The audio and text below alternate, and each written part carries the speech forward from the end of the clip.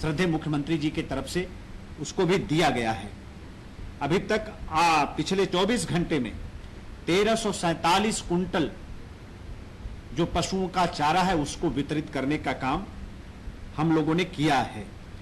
इसी तरीके से हमारी एनडीआरएफ की टीम, एसडीआरएफ की टीम, पीएससी के जवान, गोरखपुर में सिविल डिफेंस के लोगों को भी, हमारे जो एनसीसी कैडेट के लोग हैं उनको भी, हमारे जो होमगार्ड्स विभाग के जवान हैं, प्रांतीय रक्षक दल के जो जवान हैं, उनको भी जहां ज्यादा समस्या है वहां पर उनको भी लगाने का काम हो रहा है। बाकी जो खाद्यान्न किट जा रही है उसमें जो मानक के अनुरूप सामग्रियां जा रही हैं उसकी चर्चा कई बार आप सब लोगों से की जा रही है और बहुत ही संतोष के साथ आज हम लोग ये कहने की स्थिति में हैं, बार बार इस बात को हम लोग कह रहे हैं कि ये बाढ़ हर साल आती है और आती है बाढ़ तो समस्या भी पैदा करती है।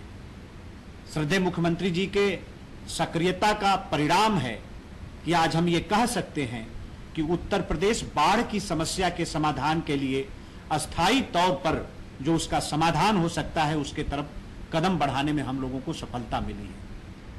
वो प्रमाणित इस बात से होता है कि बाढ़ प्रभावित क्षेत्रों से जो पलायन होता था उसमें 90% की गिरावट आज की तारीख में दर्ज की गई है, 90% की गिरावट आई है। तो बाढ़ की समस्या के समाधान के लिए जो पिछले हम लोग देख रहे हैं, जनवरी से ही श्रद्धेय मुख्यमंत्री जी जो सक्रिय रहे हैं, हर समय जो उन्होंने चिंता की है और बाढ़ को लेकर जगह जगह उनके जो दौरे हुए हैं, जो समीक्षा हुई है उनके स्तर पर, उसका असर आज देखने को मिल रहा है। कहीं कोई ऐसी परेशानी नहीं है, पूरी तरीके से स्थिति को, परिस्थिति को हम लोगों ने नियंत्रण करके रखा है। कहीं फिलहाल 24 घंटे में न कहीं जनहानि की कोई सूचना मिली है, ना ही कहीं कोई ऐसी बड़ी घटना की सूचना मिली है। आज यही चर्चा हमें आप लोगों से करना था। आप लोगों का बहुत बहुत धन्यवाद।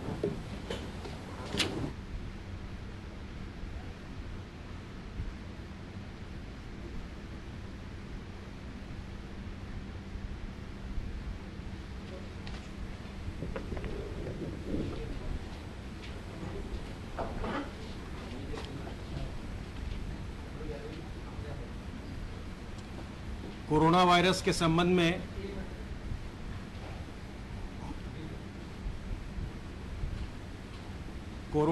के संबंध में प्रदेश की स्थिति इस प्रकार है। विगत 24 घंटों में संक्रमण के 4,687 नए प्रकरण सामने आए हैं।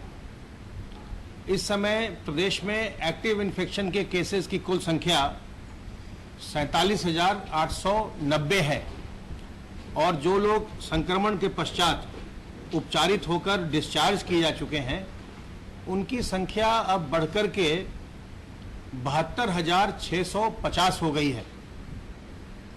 संक्रमित व्यक्तियों में से कुल 2,069 व्यक्तियों की मृत्यु हुई है। अब जो केस फैटेलिटी रेट है वो पहले हमारा 3% के आसपास हुआ करता था महीने भर पहले, उसमें अब बहुत ही ज़्यादा सुधार हुआ है। अब हमारी जो मृत्यु दर है कुल रोगियों में से वो घटकर के 1.68% हो गई है। तो जो डेथ रेट है, केस फैटेलिटी रेट है, उसमें बहुत ही ज़्यादा सुधार हाल के दिनों में देखने को मिला है। कल प्रदेश में 99,869 सैंपल्स की जांच की गई और जो पहले के एंटीजन टेस्ट जो पोर्टल पर अपलोड नहीं हुए थे वो भी 22,000 से ज़्यादा अपलोड किए गए। अब इस समय प्रदेश में प्रारंभ से अभी तक कुल 31,18,567 टेस्ट कंप्लीट किए जा चुके हैं।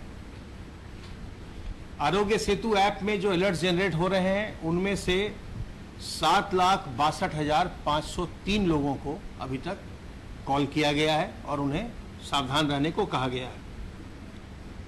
ई संजीवनी पोर्टल का भी अब प्रदेशवासी लगातार उपयोग कर रहे हैं और इसमें मैं बधाई दूंगा बहराइच के लोगों को जो प्रदेश में सबसे ज़्यादा इसका उपयोग कर रहे हैं। ई संजीवनी एक बहुत ही उपयोगी पोर्टल है, जहां की आप जाकर के और अपने स्मार्टफोन से आप रजिस्ट्रेशन अपना करा सकते हैं, और अगर आपके पास इंटरनेट है, लैपटॉप है या स्मार्टफोन है, उससे आप घर बैठे डॉक्टरों की सलाह ले सकते हैं, परामर्श ले सकते हैं। आपकी उनसे वीडियो कॉलिंग हो जाती है, वो आपको परामर्श देते हैं और फिर आपको दवाइयाँ भी वो प्रेस्क्राइब कर देते हैं।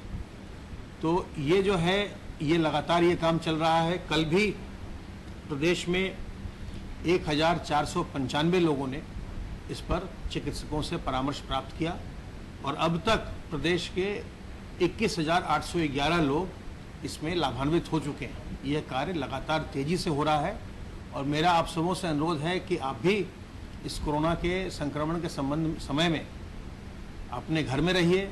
अगर आपको कोई मामूली परामर्श की आवश्यकता है, चिकित्सकीय परामर्श की, तो आपको बाहर निकलने की आवश्यकता नहीं है। आप ई संजीवनी पोर्टल का उपयोग करिए और चिकित्सकीय परामर्श घर बैठे प्राप्त करिए।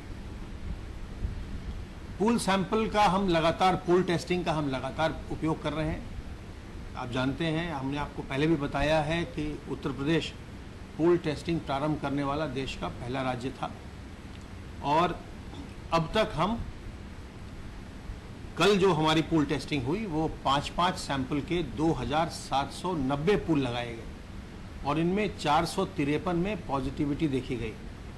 इसी प्रकार 10-10 सैंपल के 206 पूल लगाए गए, और इनमें 41 में पॉजिटिविटी देखी गई।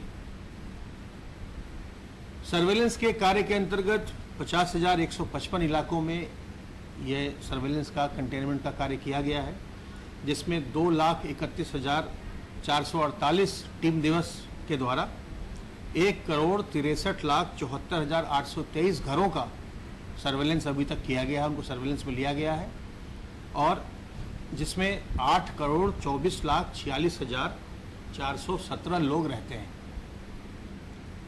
कोविड हेल्प डेस्क की स्थापना पूरे प्रदेश में की गई है, और आप जानते हैं कि जो भी महत्वपूर्ण कार्यालय हैं या महत्वपूर्ण प्रतिष्ठान हैं, वहाँ इनकी स्थापना लगातार की जा रही है, और हर कोविड हेल्प डेस्क पर एक इंफ्रारेड थर्मामीटर, एक पल्स ऑक्सीमीटर और सैनिटाइज़र की व्यवस्था होती है, ताकि जो भी लोग उस कार्यालय या प्रतिष्ठान में आते हैं उनकी प्रारंभिक जांच की जा सके, और इससे लोगों के अंदर जागरूकता भी बढ़ाने का कार्य बड़े सफलतापूर्वक हो रहा है। अब तक प्रदेश में 61,766 कोविड हेल्प डेस्क स्थापित हो चुके हैं। जो हमारे एक्टिव केसेस हैं अभी 47,890, अब उसमें से इस समय 18,412 लोग होम आइसोलेशन का विकल्प लेकर के अपने घर में रह करके ही स्वास्थ्य लाभ कर रहे हैं। तो अब वह विकल्प भी हमारे सामने है। L1, L2, L3 के चिकित्सालयों का विकल्प भी हमारे सामने है, जो एक सेमी पेड कैटेगरी है, जिसमें होटल्स में मरीज रहते हैं, लक्षण रहित मरीज, और सरकारी चिकित्सकों के द्वारा चिकित्सकीय सुविधा पाते हैं, वह सुविधा भी उपलब्ध है। उसमें भी 155 लोग अभी हैं। और इसके अलावा जो प्राइवेट चिकित्सालय हैं, जो निजी नर्सिंग होम या हॉस्पिटल्स हैं, जिन्होंने अपने अस्पताल को या अपने किसी डेडिकेटेड ब्लॉक को कोविड ब्लॉक या कोविड हॉस्पिटल के रूप में कन्वर्ट कर लिया है, वहाँ भुगतान के आधार पर भी लोग चिकित्सकीय सुविधा प्राप्त कर रहे हैं। प्राइवेट हॉस्पिटल्स में इस समय 1,373 लोग चिकित्सा का लाभ उठा रहे हैं। आज प्रातः माननीय मुख्यमंत्री जी ने टीम 11 की बैठक ली, और उनका बड़ा ये विशेष जोर था इस बात पर कि हमें कोरोना वायरस से आगे रहना है, अग्रिम रणनीति बना करके हमें इस संक्रमण को नियंत्रित करना है। उन्होंने इस संक्रमण के संबंध में विशेष निर्देश दिए कि लखनऊ, कानपुर नगर, प्रयागराज, बरेली, गोरखपुर, झांसी और वाराणसी में विशेष सतर्कता बरती जाए। उन्होंने टेस्टिंग को और बढ़ाने पर जोर दिया है, और RT-PCR के टेस्टिंग भी और एंटीजन टेस्ट को भी और बढ़ाने पर उन्होंने विशेष बल दिया है। कोविड अस्पतालों में भर्ती मरीजों की स्थिति की मॉनिटरिंग के लिए सीनियर डॉक्टर लगातार राउंड पर रहें, इस पर माननीय मुख्यमंत्री जी ने विशेष बल दिया है, और उन्होंने निर्देशित किया है कि सहारनपुर मेडिकल कॉलेज को जो L2 लेवल का चिकित्सालय है अभी, उसको अतिशीघ्र L3 लेवल के चिकित्सालय में परिवर्तित किया जाए। साथ ही साथ उन्होंने बरेली में और शामली में स्वास्थ्य विभाग को जो वहाँ नए भवन बने हैं उनमें डेडिकेटेड कोविड हॉस्पिटल अतिशीघ्र बनाने का निर्देश दिया है। कोरोना से प्रभावित लोगों को अस्पताल पहुंचाने के लिए तुरंत एम्बुलेंस उपलब्ध हो, कमांड और कंट्रोल सेंटर प्रभावी बनाए जाए, ये माननीय मुख्यमंत्री जी ने निर्देशित किया है। और उनका कमांड सेंटर पर विशेष बल है।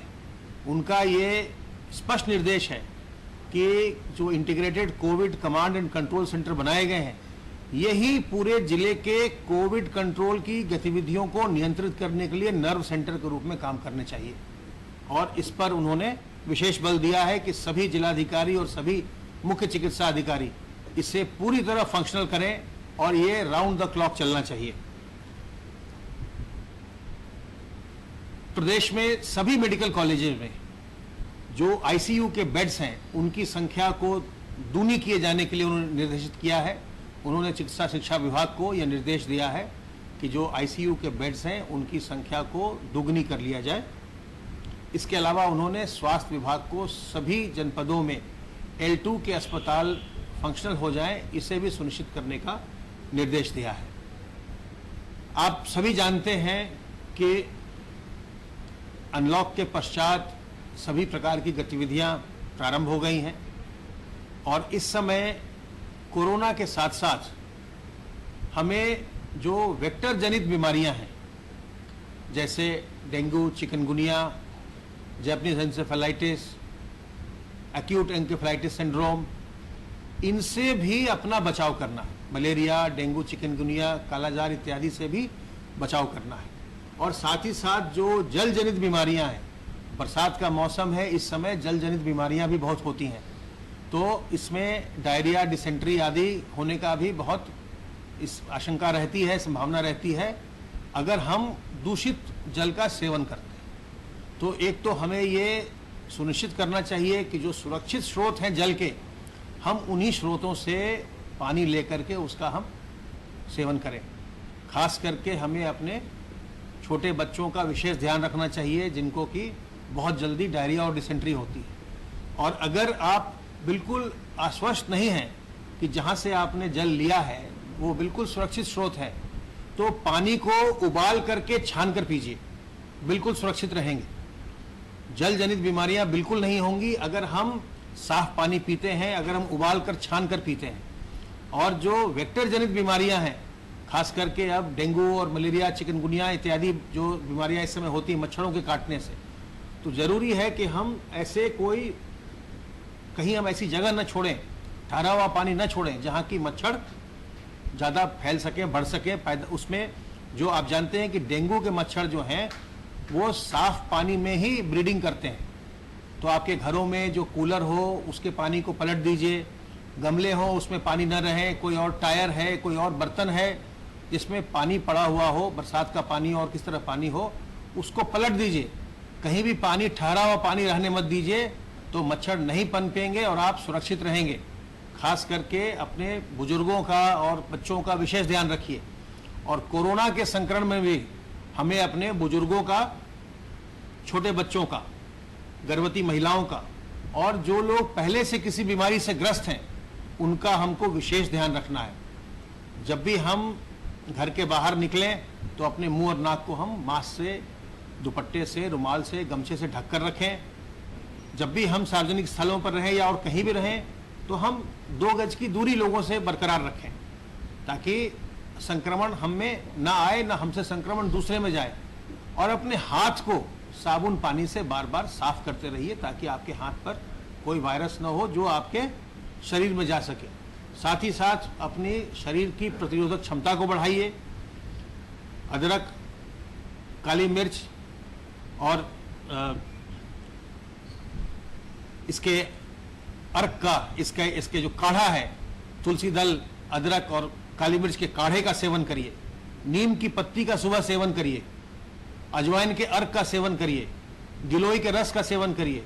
गर्म पानी पीजिए और साथ में व्यायाम करिए, प्राणायाम करिए, योग करिए। इससे आपके शरीर की प्रतिरोधक क्षमता बढ़ती है। विटामिन सी भी लीजिए, नींबू का सेवन करिए। तो अगर आपके शरीर की प्रतिरोधक क्षमता अच्छी रहेगी तो संक्रमित होने के पश्चात भी आप बिल्कुल स्वस्थ हो जाएंगे। और अगर आपको ऐसा लगता है कि आप में कोई लक्षण आ रहे हैं तो उसे छुपाइए मत, बिल्कुल भी हीन भावना मन में मत लाइए किसी प्रकार से।